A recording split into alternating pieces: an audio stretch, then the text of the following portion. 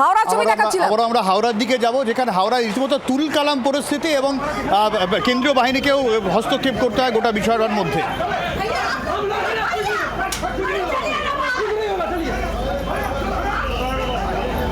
হাওড়ায় গণনা কেন্দ্রের বাইরে তুমুল উত্তেজনা।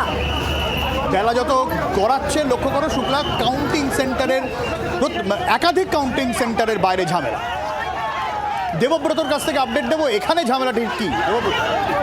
দেখো সব্যসাচী, যোগেশচন্দ্র গার্লস স্কুল এখানে গণনা হচ্ছিল এবং গণনা চলাকালীন যেটা দেখলাম আমরা, যে ঠিক বাইরে গণনা কেন্দ্রের বাইরে তৃণমূল এবং বিজেপি দুপক্ষের মধ্যে বচসা শুরু হয় এবং রীতিমতো হাতাহাতির পর্যায়ে শুরু হয়, দুপক্ষের মারামারি হয় এবং উত্তেজনা ছড়ায়। তখন এখানে উপস্থিত থাকা কেন্দ্রীয় বাহিনীর জওয়ানরা তারা লাঠিচার্জ করে তারা পরিস্থিতি নিয়ন্ত্রণে নিয়ে আসে এবং এখানে দেখা যাচ্ছে যে যখন বিজেপি যে সমস্ত প্রার্থীরা ছিলেন, এখানে দুজন প্রার্থী, তাদের জয় যখন নিশ্চিত হয়ে যাচ্ছে তখনই কিন্তু কর্মী সমর্থকেরা তারা কিন্তু উচ্ছ্বাসে মেতে উঠছেন এবং যদিও কেন্দ্রীয় বাহিনীর জওয়ানরা তারা কিন্তু এখানে সমস্ত পরিস্থিতি তাদের দিকে নজর রয়েছে এবং যে ঘটনা কিছুক্ষণ আগে ঘটে এখানে, যে দুপক্ষের মধ্যে মারামারি শুরু হয়ে যায় এবং রাস্তায় ছেলে মারধর হয় একেবারে গণনা কেন্দ্রের ঠিক বাইরেই রাস্তার উপরে, তখন কেন্দ্রীয় বাহিনীর জওয়ানরা তারা লাঠিচার্জ করে পরিস্থিতি নিয়ন্ত্রণে নিয়ে আসে।